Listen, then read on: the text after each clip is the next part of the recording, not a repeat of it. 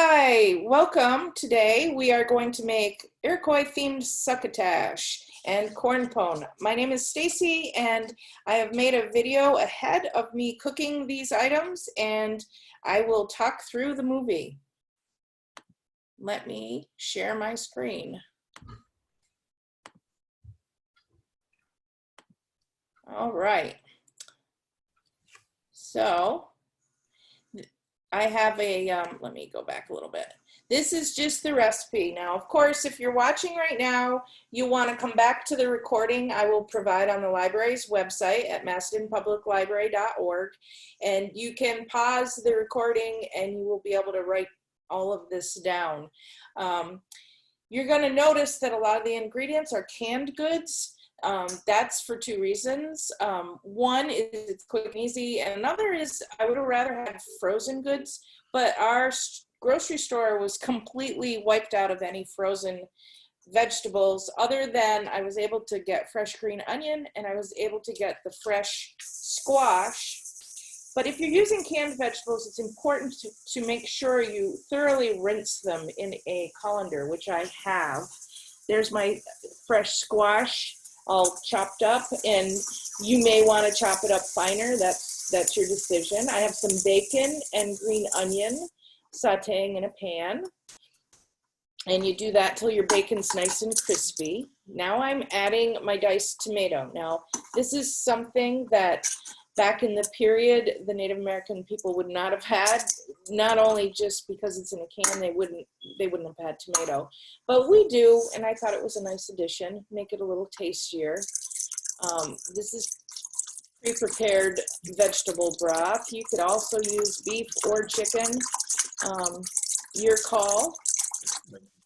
I also want to know that the bacon that I used was another thing that they would not have had in that period. They would have used most likely bear, deer, or beaver meat in this. Those are three meats that we don't typically eat in my household, but I know that many people do have venison. So feel free to add that in if that's something you have. That would make it a little more authentic to the period. There are my beans. This was tricky to get this in the colander while holding my cell phone to make the movie. So I normally wouldn't have the colander in the soup.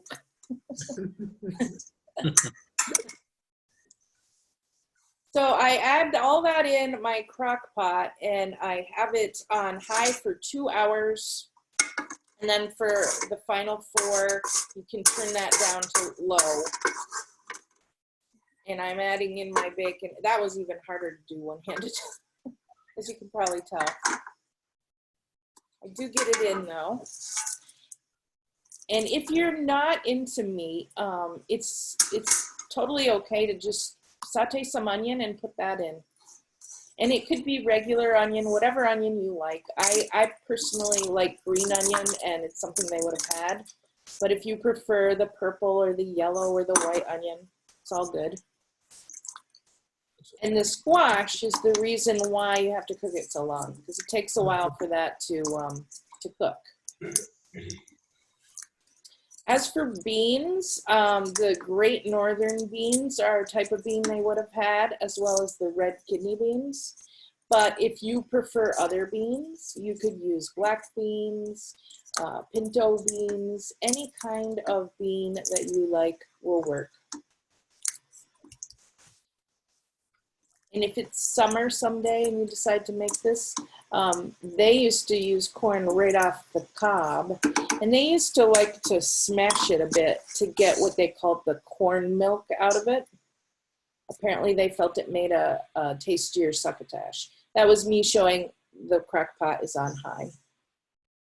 So there it is. So you just walk away for a while and let it do its thing. Now I'm going to show you how I made corn pone. I had never made this before in my life, and it's a take on cornbread basically, and it's quite tasty. It's got a nice crispiness to it. For this you're going to need cornmeal, which is not something I normally have on hand, but I may start having it on hand because we all liked this. Plus, it's nice to make regular cornbread from time to time. So I added grated cheese to the corn pone. It's a sharp cheddar cheese. I like River Rat cheddar cheese from the Thousand Islands. You could add any sort of cheese you want, but note that that's an addition that wouldn't have been something that the Native American people would have done at the time. So I'm adding my cornmeal into a bowl, and that is the sugar, and then I have the baking powder.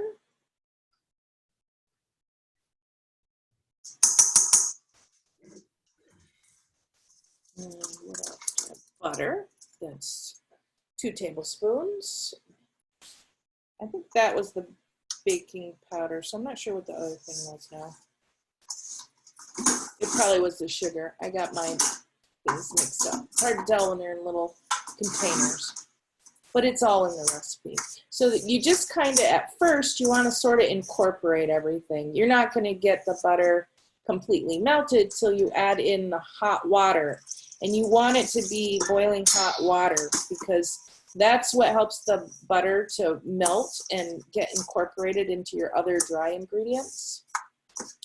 Now you're not going to add all of your hot water at once. The reason being, sometimes you'll add the full amount that I give in the recipe, but other times it's a cup and a quarter. Other times, depending on humidity levels, etc., you may not need all the hot water, and you don't want to make like a cornmeal soup.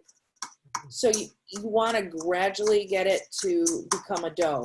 So right now I'm working on getting the butter more melted and able to mix with the other things. And I'm about to add more hot water because I feel like I've probably gotten it as melted as it's going to get. And I did add most of the rest of it, if not all the rest of it. The idea that you're going for is to get the ingredients to a point that you can form a shape. So you want it to feel almost, I felt like it felt like Play-Doh. When you put enough water in, you will be able to get your hands in there and it will feel like you're playing with Play-Doh. So, and I did have to use all the water when I made it, which makes sense because even though it's spring, it feels like winter. It's kind of dry in my house.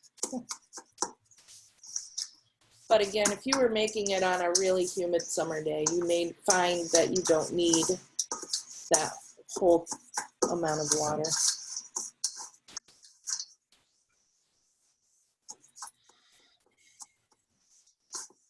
So I tried to get it as incorporated as possible using the spatula. And then I kind of would squeeze it down as you see. And when I thought, okay, it's starting to look like a sort of dough, then I will get my hands in there. Can't remember if I filmed me getting my hands in there, but I did.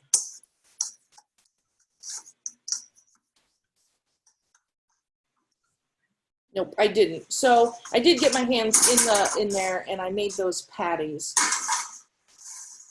And I'm putting them in the oven, and that's at 475 degrees Fahrenheit. And now I'm taking them out. I didn't have vegetable oil. I had olive oil, and it worked out just fine. So I'm flipping them. So once they've been in there for about 12 to 15 minutes, you want to pull them out and flip them. And notice on the bottom, they go sort of a goldeny brown. Mine might have been a little more done than they should have. My oven is an antique, and it's kind of, and I don't have a window, so you're always kind of guessing. And I probably could have put it in a little less than I did, but it didn't hurt the flavor at all. It's just the longer you have them in without burning them, they're going to be crispy. They're going to be crispy no matter what, but mine were very crispy. So there it is. And you just put them on the paper towel, and you want to get any oil off. You don't want them to be you know, dripping grease, oil. And I, after I get the last one out, I take my paper towel and I get the top of it.